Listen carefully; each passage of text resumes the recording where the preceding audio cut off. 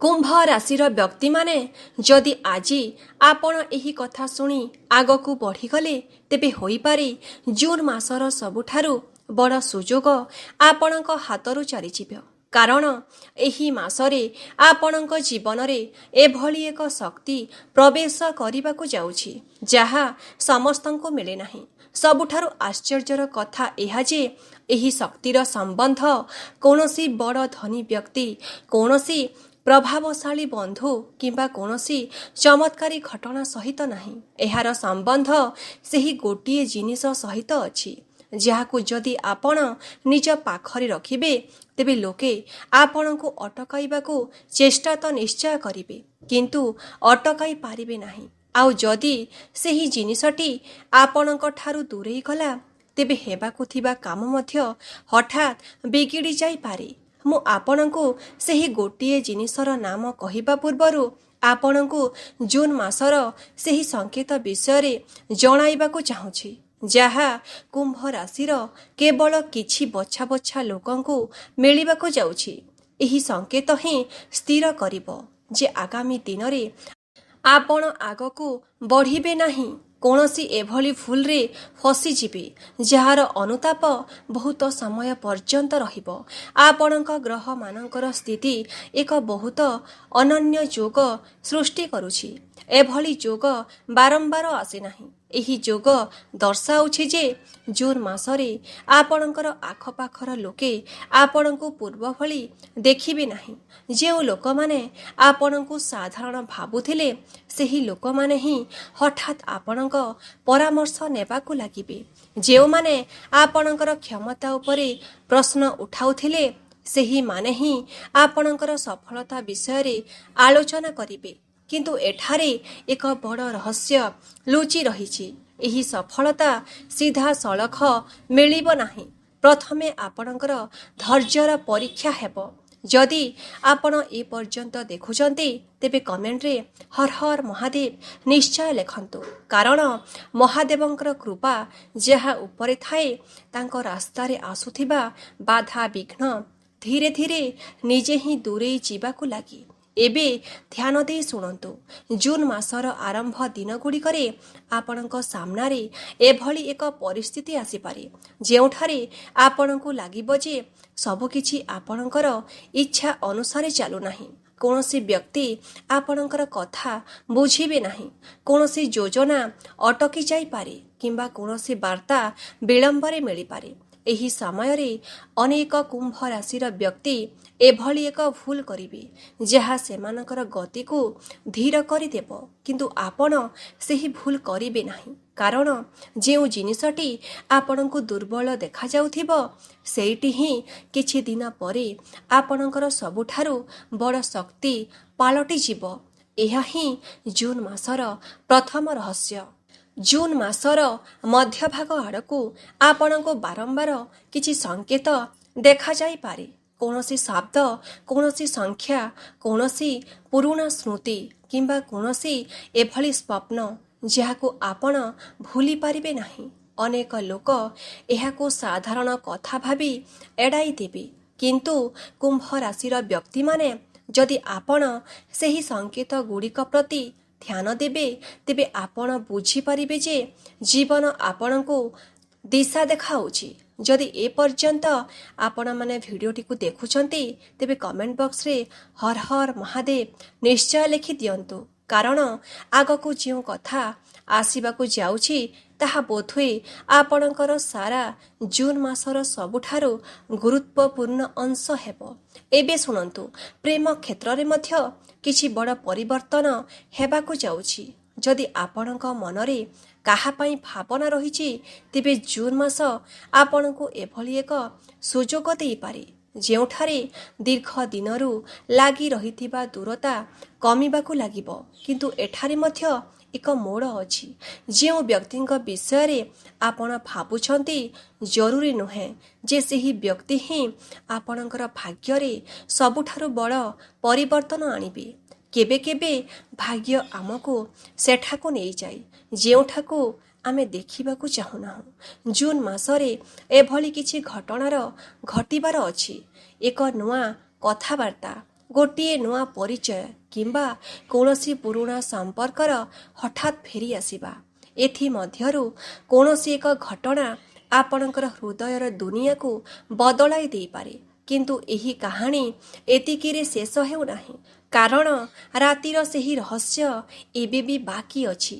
ସେହି ରହସ୍ୟ ଯାହା ଜୁନ୍ ମାସରେ ଆପଣଙ୍କ ଜୀବନର ଦିଗ ବଦଳାଇ ଦେଇପାରେ ଏବଂ ସେହି ରହସ୍ୟ ସହିତ ଜଡ଼ିତ କିଛି ସେହି ଗୋଟିଏ ବସ୍ତୁ, ସେହି ଗୋଟିଏ ଜିନିଷ ଯାହାକୁ ସବୁବେଳେ ନିଜ ପାଖରେ ରଖିବାକୁ କୁହାଯାଇଛି।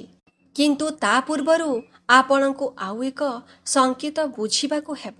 ଏବେ ଧ୍ୟାନ ଦେଇ ଶୁଣନ୍ତୁ। କୁମ୍ଭ ରାଶିର ବ୍ୟକ୍ତିମାନେ ଏଠାରୁ ହିଁ ସେହି ପରସ୍ତ ଖେଳିବା ଆରମ୍ଭ ହେଉଛି, ଯାହାକୁ କମ୍ ଲୋକ ବୁଝିପାରନ୍ତି।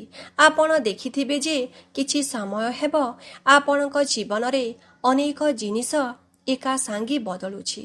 କେବେ ହଠାତ୍ ଉତ୍ସାହ ବଢ଼ିଯାଉଛି ତ କେବେ ବିନା କାରଣରେ ମନ ବ୍ୟାକୁଳ ହୋଇ ପଡ଼ୁଛି। କେବେ ଲାଗୁଛି ଯେ ଏବେ ସବୁ ଠିକ୍ ହୋଇଯିବ, ପୁଣି ହଠାତ୍ କୌଣସି ଏଭଳି ଘଟଣା ଘଟିଯାଉଛି ଯାହା ଆପଣଙ୍କୁ ଚିନ୍ତା କରିବାକୁ ବାଧ୍ୟ କରୁଛି। ଏସବୁ ସଂଯୋଗ ନୁହେଁ। ଜୁନ୍ ମାସଟି ଆପଣଙ୍କ ପାଇଁ କେବଳ ଘଟଣା ଗୁଡ଼ିକର ମାସ ନୁହେଁ, ବରଂ ସଂକେତ ଗୁଡ଼ିକର ମାସ ଏବଂ ଏହି ସଂକେତ ଗୁଡ଼ିକ ମଧ୍ୟରେ ଲୁଚି ରହିଛି ଆପଣଙ୍କର ସେହି ଭାଗ୍ୟ, ଯାହା ଆପଣଙ୍କୁ ଭିଡ଼ରୁ ଅଲଗା କରି ଠିଆ କରିପାରେ। କିନ୍ତୁ ରହିଯାଆନ୍ତୁ, ଏବେ ମୁଁ ଯାହା କହିବାକୁ ଯାଉଛି ତାହା ବହୁତ ଧ୍ୟାନ ଦେଇ ଶୁଣନ୍ତୁ, କାରଣ ଏହି କଥା ସିଧାସଳଖ ଆପଣଙ୍କର ଭବିଷ୍ୟତ ସହ ଜଡ଼ିତ। ଜୁନ୍ ମାସର ଦ୍ୱିତୀୟ ସପ୍ତାହରେ ଆପଣଙ୍କ ସାମ୍ନାରେ ଦୁଇଟି ରାସ୍ତା ଆସିପାରେ। ପ୍ରଥମ ରାସ୍ତା ସହଜ ଦେଖାଯିବ ଏବଂ ଦ୍ୱିତୀୟ ରାସ୍ତା ଟିକେ କଠିନ ଦେଖାଯିବ। ସାଧାରଣ ଭାବେ ଲୋକେ ସହଜ ରାସ୍ତା ବାଛି ନିଅନ୍ତି, କିନ୍ତୁ ଆପଣଙ୍କର ରାଶି ଉପରେ ଯେଉଁ ପ୍ରଭାବ ପଡ଼ୁଛି ତାହା ଦର୍ଶାଉଛି ଯେ ଯେଉଁ ରାସ୍ତା କଠିନ ଦେଖାଯିବ ସେଇଠି ହିଁ ଆପଣଙ୍କୁ ସବୁଠାରୁ ବଡ଼ ଲାଭ ଦେବ। ଏହି ସ୍ଥାନରେ ହିଁ ଅନେକ ଲୋକ ଭୁଲ କରିବେ। ସେମାନେ ଶୀଘ୍ର ଫଳାଫଳ ଚାହିଁ ଭୁଲ ନିଷ୍ପତ୍ତି ନେଇଯିବେ। କିନ୍ତୁ ଯଦି ଆପଣ ଟିକେ ଧୈର୍ଯ୍ୟ ରଖିବେ, ଟିକେ ଅପେକ୍ଷା କରିବେ, ତେବେ ଯେଉଁ ସୁଯୋଗ ଆପଣଙ୍କ ପାଖକୁ ଆସିବ ତାହା ସାଧାରଣ ସୁଯୋଗ ହେବ ନାହିଁ। ତାହା ଏଭଳି ଏକ ସୁଯୋଗ ହେବ ଯାହା ବିଷୟରେ ଆପଣ ପରେ ଚିନ୍ତା କରି କହିବେ। ଯଦି ସେଦିନ ବ୍ୟସ୍ତ ହୋଇପଡ଼ନ୍ତି ତେବେ ସବୁକିଛି ହରାଇ ବସିଥାନ୍ତି। ଏବଂ ଏହି କାରଣରୁ ମୁଁ ବାରମ୍ବାର ସେହି ଗୋଟିଏ ଜିନିଷ ବିଷୟରେ କହୁଛି, କାରଣ ସେହି ଜିନିଷ ହିଁ ଆପଣଙ୍କୁ ସଠିକ୍ ସମୟ ପର୍ଯ୍ୟନ୍ତ ତିଷ୍ଠି ରହିବାର ଶକ୍ତି ଦେବ। ଏବେ ସେହି ବିଷୟରେ କଥା ହେବା ଯେଉଁଠାରେ ସବୁଠାରୁ ବଡ଼ ପରିବର୍ତ୍ତନ ଦେଖାଯାଉଛି। ଧନ। ଧନ ଏହା କୌଣସି ସାଧାରଣ ଧନ ନୁହେଁ। ଏହା ଏଭଳି ଏକ ଯୋଗ ଯେଉଁଥିରେ ପ୍ରଥମେ ଆପଣଙ୍କୁ ଲାଗିବ ଯେ କିଛି ହେଉନାହିଁ, ପୁଣି ହଠାତ୍ ପରିସ୍ଥିତି ବଦଳିବାକୁ ଲାଗିବ। କୌଣସି ଅଟକି ରହିଥିବା କାମ ଆଗକୁ ବଢ଼ିବ, କୌଣସି ବାକି ଥିବା ଅର୍ଥ ମିଳିପାରେ, କୌଣସି ନୂଆ ସୁଯୋଗ ସାମ୍ନାକୁ ଆସିପାରେ କିମ୍ବା କୌଣସି ଏଭଳି ବ୍ୟକ୍ତି ଆପଣଙ୍କୁ ସାହାଯ୍ୟ କରିପାରନ୍ତି ଯାହାଙ୍କ ଠାରୁ ଆପଣ ଆଦୌ ଆଶା ରଖିନଥିବେ। ଆଉ ସବୁଠାରୁ ମଜାଦାର କଥା ହେଉଛି ଏସବୁ ସେହି ସମୟରେ ହେବ ଯେତେବେଳେ ଆପଣ ପ୍ରାୟତଃ ଆଶା ଛାଡ଼ି ଦେଇଥିବେ। ଏହି କାରଣରୁ ଜୁନ୍ ମାସ ଆପଣଙ୍କର ଧୈର୍ଯ୍ୟର ପରୀକ୍ଷା ମଧ୍ୟ ନେବ ଏବଂ ତାର ପୁରସ୍କାର ମଧ୍ୟ ଆପଣଙ୍କୁ ଦେବାକୁ ଯାଉଛି। କିନ୍ତୁ ଏବେ ମୁଁ ଯେଉଁ କଥା କହିବାକୁ ଯାଉଛି ତାହା ବୋଧହୁଏ ସାରା ମାସର ସବୁଠାରୁ ରହସ୍ୟମୟ କଥା। ତାହା ଧ୍ୟାନ ଦେଇକି ଶୁଣନ୍ତୁ। ଜୁନ୍ ମାସରେ କୌଣସି ଏକ ସନ୍ଧ୍ୟା କିମ୍ବା ବିଳମ୍ବିତ ରାତିରେ ଯେତେବେଳେ ଚାରିଆଡ଼େ ଶାନ୍ତ ଥିବ, ଆପଣଙ୍କ ମନକୁ ହଠାତ୍ କୌଣସି ବିଚାର ଆସିପାରେ, କୌଣସି ଯୋଜନା, କୌଣସି ନିଷ୍ପତ୍ତି କିମ୍ବା କୌଣସି ଦିଗ। ଏବଂ ପ୍ରଥମ ଦେଖାରେ ସେହି ବିଚାରଟି ସାଧାରଣ ମନେହେବ, କିନ୍ତୁ ସେହି ବିଚାର ହିଁ ଆଗାମୀ ମାସ ଗୁଡ଼ିକରେ ଆପଣଙ୍କ ଜୀବନର ସବୁଠାରୁ ଗୁରୁତ୍ୱପୂର୍ଣ୍ଣ ମୋଡ଼ ବୋଲି ପ୍ରମାଣିତ ହୋଇପାରେ। ଅନେକ ଲୋକ ସେହି ବିଚାରକୁ ଅଣଦେଖା କରିଦେବେ। ଆପଣ କରନ୍ତୁ ନାହିଁ, ତାକୁ ଲେଖିକି ରଖନ୍ତୁ ଆଉ ତାକୁ ମନେ ରଖନ୍ତୁ, କାରଣ ବ୍ରହ୍ମାଣ୍ଡ ପ୍ରାୟତଃ ବଡ଼ ବଡ଼ ସୁଯୋଗର ଆରମ୍ଭ ଛୋଟ ଛୋଟ ସଙ୍କେତରୁ ହିଁ କରିଥାଏ। କିନ୍ତୁ ଏବେ ପ୍ରକୃତ ରହସ୍ୟ ବାକି ଅଛି, କାରଣ ସେହି ସଙ୍କେତ ଏକୁଟିଆ ଆସିବ ନାହିଁ, ତା ସହିତ ଆଉ ଏକ ଘଟଣା ଘଟିବ। ଏଭଳି ଏକ ଘଟଣା ଯାହାକୁ ଦେଖି ଆପଣଙ୍କର ଲୋମ ଟାଙ୍କୁରି ଉଠିପାରେ। ଆପଣ କୌଣସି ପୁରୁଣା ବ୍ୟକ୍ତିଙ୍କର ନାମ ଶୁଣିପାରନ୍ତି। କୌଣସି ପୁରୁଣା ସ୍ଥାନର ସ୍ମୃତି ହଠାତ୍ ଆସିପାରେ।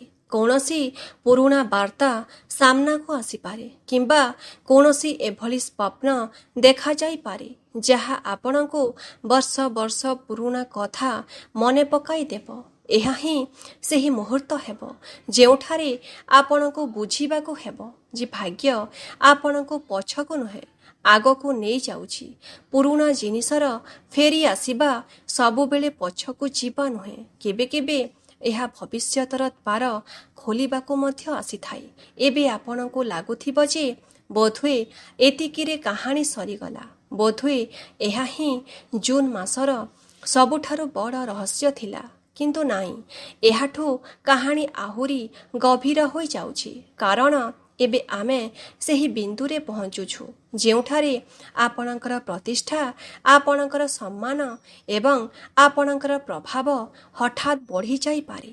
କୌଣସି ସଭାରେ, କୌଣସି କଥାବାର୍ତ୍ତାରେ, କୌଣସି କାର୍ଯ୍ୟରେ କିମ୍ବା କୌଣସି ଏଭଳି ସୁଯୋଗରେ ଯେଉଁଠାରେ ଆପଣଙ୍କୁ ସାଧାରଣତଃ ଗୁରୁତ୍ୱ ମିଳୁନଥିଲା, ଏଥର ଲୋକେ ଆପଣଙ୍କର କଥାକୁ ଗମ୍ଭୀରତାର ସହ ଶୁଣିବେ। ଆପଣ ଅନୁଭବ କରିବେ ଯେ ପରିସ୍ଥିତି ବଦଳୁଛି, ଲୋକେ ବଦଳୁଛନ୍ତି ଏବଂ ସବୁଠାରୁ ବଡ଼ କଥା ହେଉଛି ଆପଣ ନିଜେ ବଦଳୁଛନ୍ତି। ଏବେ କାର୍ଯ୍ୟ ଏବଂ ବ୍ୟବସାୟ କ୍ଷେତ୍ରରେ ଏଭଳି ଏକ ପରିବର୍ତ୍ତନ ଦେଖାଯାଉଛି ଯାହା ଆପଣଙ୍କର ପରିଚୟକୁ ବଦଳାଇ ଦେଇପାରେ। କୌଣସି ନୂଆ ପ୍ରସ୍ତାବ, କୌଣସି ନୂଆ ଦାୟିତ୍ୱ, କୌଣସି ନୂଆ ସମ୍ପର୍କ କିମ୍ବା କୌଣସି ଏଭଳି ସୁଯୋଗ ଯାହା ପ୍ରଥମ ଦେଖାରେ ଛୋଟ ମନେ ହେବ କିନ୍ତୁ ପରେ ବହୁତ ବଡ଼ ବୋଲି ପ୍ରମାଣିତ ହେବ। ଏଠାରେ ହିଁ ଅଧିକାଂଶ ଲୋକ ଭୁଲ କରନ୍ତି। ସେମାନେ କେବଳ ବଡ଼ ବଡ଼ ସୁଯୋଗ ପଛରେ ଗୋଡ଼ାନ୍ତି, କିନ୍ତୁ ଜୁନ୍ ମାସରେ ଆପଣଙ୍କ ପାଇଁ ଛୋଟ ସୁଯୋଗ ହିଁ ବଡ଼ ଭାଗ୍ୟର ଦ୍ୱାର ପାଲଟିପାରେ। ତେଣୁ କୌଣସି ବି ନୂଆ ସମ୍ଭାବନାକୁ ତୁରନ୍ତ ପ୍ରତ୍ୟାଖ୍ୟାନ କରନ୍ତୁ ନାହିଁ। ତାକୁ ବୁଝନ୍ତୁ, ତାକୁ ପରଖନ୍ତୁ ଏବଂ ତାପରେ ହିଁ ନିଷ୍ପତ୍ତି ନିଅନ୍ତି। ଏବେ ଆପଣଙ୍କୁ ଲାଗୁଥିବ ଯେ ବୋଧହୁଏ ଏହା ହିଁ ସେହି ରହସ୍ୟ ଯାହା ବିଷୟରେ ଆରମ୍ଭରେ କଥା ହୋଇଥିଲା, କିନ୍ତୁ ନାହିଁ। ଅସଲ ରହସ୍ୟ ଏବେ ବି ଲୁଚି ରହିଛି ଏବଂ ତା ପୂର୍ବରୁ ପ୍ରେମ ଜୀବନର ଏଭଳି ଏକ ସଙ୍କେତ ଦେଖାଯାଉଛି ଯାହାକୁ ଶୁଣି ଅନେକ ଲୋକ ଆଶ୍ଚର୍ଯ୍ୟ ହୋଇଯିବେ। ଯଦି ଆପଣଙ୍କ ହୃଦୟରେ କାହା ପାଇଁ ସ୍ଥାନ ରହିଛି, ତେବେ ଜୁନ୍ ମାସର ଶେଷ ଭାଗରେ ଆପଣ ତାକୁ କୌଣସି କଥାବାର୍ତ୍ତା ଯାହା ଦୀର୍ଘ ଦିନରୁ ହୋଇନଥିଲା ତାହା ପୁଣି ଆରମ୍ଭ ହୋଇପାରେ। କୌଣସି ଭୁଲ ବୁଝାମଣା ଦୂର ହୋଇପାରେ କିମ୍ବା କୌଣସି ଏଭଳି ବ୍ୟକ୍ତି ଆପଣଙ୍କ ପ୍ରତି ଆକର୍ଷିତ ହୋଇପାରନ୍ତି ଯାହାଙ୍କ ବିଷୟରେ ଆପଣ କେବେ ଗମ୍ଭୀରତାର ସହ ଚିନ୍ତା ମଧ୍ୟ କରିନଥିଲେ। କିନ୍ତୁ ଏଠାରେ ଏକ ଚେତାବନୀ ମଧ୍ୟ ରହିଛି। ହୃଦୟର କଥାରେ ଆଦୌ ବ୍ୟସ୍ତ ହୁଅନ୍ତୁ ନାହିଁ, କାରଣ ଯେଉଁ ଜିନିଷ ଶୀଘ୍ର ମିଳିଗଲା ଭଳି ଜଣାପଡ଼େ ତାହା ସବୁବେଳେ ତିଷ୍ଠି ରହେ ନାହିଁ, ଆଉ ଯାହା ଧୀରେ ଧୀରେ ଗଢ଼ି ଉଠେ ସେଇଠି ହିଁ ଦୀର୍ଘ ସମୟ ପର୍ଯ୍ୟନ୍ତ ସାଥ ରହେ। ଏବେ ଧ୍ୟାନ ଦେଇ ଶୁଣନ୍ତୁ, କାରଣ ଏଠାରୁ ହିଁ ରାତିର ସେହି ରହସ୍ୟ ଆରମ୍ଭ ହେଉଛି ଯାହାର ସଙ୍କେତ ଆରମ୍ଭରେ ଦିଆଯାଇଥିଲା। ଜୁନ୍ ମାସର ଏକ ବିଶେଷ ରାତି। ସମୟ ଅଲଗା ଅଲଗା ଲୋକଙ୍କ ପାଇଁ ହୋଇପାରେ, କିନ୍ତୁ ସେହି ରାତିରେ ଆପଣଙ୍କୁ କୌଣସି ଏଭଳି ଏକ ସଙ୍କେତ ମିଳିପାରେ ଯାହା ସିଧାସଳଖ ଆପଣଙ୍କର ଭବିଷ୍ୟତ ସହ ଜଡ଼ିତ ହେବ। ଏହି ସଙ୍କେତ ସ୍ୱପ୍ନ ମଧ୍ୟ ହୋଇପାରେ, କୌଣସି ବ୍ୟକ୍ତିଙ୍କର ହଠାତ୍ ଆସିଥିବା ବାର୍ତ୍ତା ବି ହୋଇପାରେ, କୌଣସି ପୁରୁଣା ପରିଚିତଙ୍କର ଫୋନ୍ କଲ୍ ମଧ୍ୟ ହୋଇପାରେ କିମ୍ବା ଆପଣଙ୍କ ମନକୁ ହଠାତ୍ ଆସିଥିବା କୌଣସି ବିଚାର ମଧ୍ୟ ହୋଇପାରେ। ଆଉ ଆଶ୍ଚର୍ଯ୍ୟର କଥା ଏହା ଯେ ଏହି ସଙ୍କେତ ମଧ୍ୟରେ ହିଁ ସେହି ଗୋଟିଏ ଜିନିଷର ରହସ୍ୟ ଲୁଚି ରହିଥିବ। ସେହି ଗୋଟିଏ ଜିନିଷ ଯାହା ଆପଣଙ୍କୁ ଭିଡ଼ରୁ ଅଲଗା କରିବା, ସେହି ଗୋଟିଏ ଜିନିଷ ଯାହା ଆପଣଙ୍କୁ ଏଭଳି ନିଷ୍ପତ୍ତି ନେବାରେ ସାହାଯ୍ୟ କରିବ, ଯାହାଦ୍ୱାରା ଆପଣଙ୍କର ଭବିଷ୍ୟତ ବଦଳି ଯାଇପାରେ। କୁମ୍ଭ ରାଶିର ବ୍ୟକ୍ତିମାନେ ସେହି ସମୟ ଆସିଯାଇଛି ଯାହାକୁ ଆପଣ ଆରମ୍ଭରୁ ଅପେକ୍ଷା କରିଥିଲେ, କାରଣ ଏବେ ସେହି ଗୁପ୍ତ ରହସ୍ୟ ଖୋଲିବାକୁ ଯାଉଛି ଯାହା ପଛରେ ଜୁନ୍ ମାସର ସବୁଠାରୁ ବଡ଼ ରହସ୍ୟ ଲୁଚି ରହିଥିଲା। ଧ୍ୟାନ ଦେଇ ଶୁଣନ୍ତୁ, ଆପଣଙ୍କ ଜୀବନରେ ଖୁବ୍ ଶୀଘ୍ର ଏଭଳି ଏକ ବ୍ୟକ୍ତି, ଏଭଳି ଏକ ପରିସ୍ଥିତି କିମ୍ବା ଏଭଳି ଏକ ସୁଯୋଗ ଆସିବାକୁ ଯାଉଛି ଯାହା ବାହାରୁ ବିଲକୁଲ ସାଧାରଣ ଦେଖାଯିବ। କୌଣସି ବଡ଼ କୋଲାହଲ ହେବ ନାହିଁ, କୌଣସି ଚମତ୍କାର ଭଳି ଦୃଶ୍ୟ ହେବ ନାହିଁ, କିନ୍ତୁ ପରେ ଯେତେବେଳେ ଆପଣ ପଛକୁ ବୁଲି ଦେଖିବେ ସେତେବେଳେ ବୁଝିପାରିବେ ଯେ ପ୍ରକୃତ ପରିବର୍ତ୍ତନ ସେଇଠାରୁ ହିଁ ଆରମ୍ଭ ହୋଇଥିଲା। ଏହି କାରଣରୁ ଭାଗ୍ୟ ବାରମ୍ବାର ଆପଣଙ୍କୁ ଗୋଟିଏ କଥା ବୁଝାଇବାକୁ ଚେଷ୍ଟା କରୁଛି। ପ୍ରତ୍ୟେକ ବଡ଼ ସଫଳତାର ଆରମ୍ଭ ଛୋଟ ହିଁ ଦେଖାଯାଇଥାଏ। ଏବେ ସେହି ପ୍ରଶ୍ନ ଯାହା ସାରା ଭିଡ଼ିଓରେ ଉତ୍ସୁକତା ସୃଷ୍ଟି କରି ରଖିଥିଲା, ଶେଷରେ ସେହି ଗୋଟିଏ ଜିନିଷ କ'ଣ ଯାହାକୁ ଜୁନ୍ ମାସରେ ସବୁବେଳେ ନିଜ ପାଖରେ ରଖିବାକୁ ହେବ? କୁମ୍ଭ ରାଶିର ବ୍ୟକ୍ତିମାନେ ସେହି ଜିନିଷଟି ହେଉଛି ଆତ୍ମବିଶ୍ୱାସ। ଆତ୍ମବିଶ୍ୱାସ ଶୁଣିବାକୁ ଏହି ଶବ୍ଦଟି ସାଧାରଣ ଲାଗିଥାଇପାରେ, କିନ୍ତୁ ଜୁନ୍ ମାସରେ ଏହା ହିଁ ଆପଣଙ୍କର ସବୁଠାରୁ ବଡ଼ ଶକ୍ତି ପାଲଟିବାକୁ ଯାଉଛି। ଧନ ଆସିବ କି ନାହିଁ ତାହା ପରର କଥା, ସୁଯୋଗ ମିଳିବ କି ନାହିଁ ତାହା ମଧ୍ୟ ପଛର କଥା, କିନ୍ତୁ ଯଦି ଆତ୍ମବିଶ୍ୱାସ ଆପଣଙ୍କ ପାଖରେ ଅଛି ତେବେ ଆପଣ ନିଜେ ସୁଯୋଗ ସୃଷ୍ଟି କରିପାରିବେ।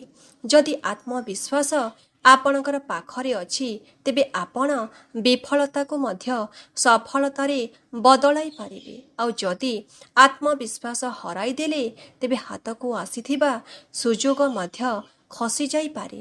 ଏହା ହିଁ ସେହି ରହସ୍ୟ ଥିଲା, ଏହା ହିଁ ସେହି ଶକ୍ତି ଥିଲା ଏବଂ ଏହା ହିଁ ସେହି ଅଦୃଶ୍ୟ ଅସ୍ତ୍ର ଥିଲା ଯେଉଁଥିପାଇଁ କୁହାଗଲା ଯେ ଜୁନ୍ ମାସରେ ଆପଣ ସାରା ଦୁନିଆ ଉପରେ ରାଜ କରିପାରିବେ, କାରଣ ଦୁନିଆ ଉପରେ ରାଜ କରିବା ପୂର୍ବରୁ ମଣିଷକୁ ନିଜର ଭୟ ଉପରେ, ନିଜର ସନ୍ଦେହ ଉପରେ ଏବଂ ନିଜ ଦୁର୍ବଳତା ଉପରେ ରାଜ କରିବାକୁ ପଡ଼ିଥାଏ। ଗ୍ରହମାନଙ୍କର ସଂକେତ କହୁଛି ଯେ ଜୁନ୍ ମାସ ଆପଣଙ୍କୁ ସେହି ସୁଯୋଗ ଦେବାକୁ ଯାଉଛି। ଏବେ ବହୁତ ଗୁରୁତ୍ୱପୂର୍ଣ୍ଣ ସଂକେତ ଶୁଣି ନିଅନ୍ତୁ। ଯଦି ଜୁନ୍ ମାସ ମଧ୍ୟରେ ଆପଣଙ୍କୁ କୌଣସି ନୂଆ ସୁଯୋଗ ମିଳେ, କୌଣସି ନୂଆ ସମ୍ପର୍କ ମିଳେ କିମ୍ବା କୌଣସି ନୂଆ ବିଚାର ଆସେ, ତେବେ ତାକୁ ହାଲୁକା ଭାବରେ ନିଅନ୍ତୁ ନାହିଁ, କାରଣ ସେଗୁଡ଼ିକ ମଧ୍ୟରୁ ହିଁ କୌଣସି ଏକ ଜିନିଷ ଆଗାମୀ ଅନେକ ମାସର ସଫଳତାର ଆଧାର ପାଲଟିପାରେ। ଆଉ ଯଦି କୌଣସି ରାତିରେ ହଠାତ୍ ଆପଣଙ୍କର ନିଦ ଭାଙ୍ଗିଯାଏ ଏବଂ ମନକୁ କୌଣସି ବିଚାର ବାରମ୍ବାର ଆସେ, ତେବେ ତାକୁ ଲେଖି ରଖନ୍ତୁ, ତାକୁ ଭୁଲନ୍ତୁ ନାହିଁ, କାରଣ ଅନେକ ସମୟରେ ଭାଗ୍ୟ ଦିନର କୋଳାହଳରେ ନୁହେଁ ବରଂ ରାତିର ଶାନ୍ତିରେ ସନ୍ଦେହ ଦେଇଥାଏ ଏବଂ ଏହା ହିଁ ସେହି ଲୁକ୍କାୟିତ ସଂକେତ ଯାହାକୁ ବହୁତ କମ୍ ଲୋକ ବୁଝିପାରନ୍ତି। ଆଉ ଗୋଟିଏ କଥା ଧ୍ୟାନ ଦେଇ ଶୁଣନ୍ତୁ, ଆପଣଙ୍କୁ ଜୁନ୍ ମାସରେ କାହା ସହିତ ପ୍ରତିଯୋଗିତା କରିବାକୁ ପଡ଼ିବ ନାହିଁ। ଆପଣଙ୍କୁ କାହାକୁ ହରାଇବାର ଆବଶ୍ୟକତା ନାହିଁ। ଆପଣଙ୍କୁ କେବଳ ନିଜର ପୁରୁଣା ରୂପଠାରୁ ଆଗକୁ ବଢ଼ିବାକୁ ହେବ, କାରଣ ଯେଉଁଦିନ ଆପଣ ନିଜକୁ ଜିତିନେବେ ସେହିଦିନ ଦୁନିଆର ଅଧା ଯୁଦ୍ଧ ଜିତିନେବେ ଏବଂ ଗ୍ରହମାନଙ୍କର ଚଳନ କହୁଛି ଯେ ଜୁନ୍ ମାସରେ ଆପଣଙ୍କ ପାଖରେ ସେହି କ୍ଷମତା ରହିଛି। ଖାଲି ନିଜ ଆତ୍ମବିଶ୍ୱାସକୁ କେବେ ବି ଛାଡ଼ନ୍ତୁ ନାହିଁ।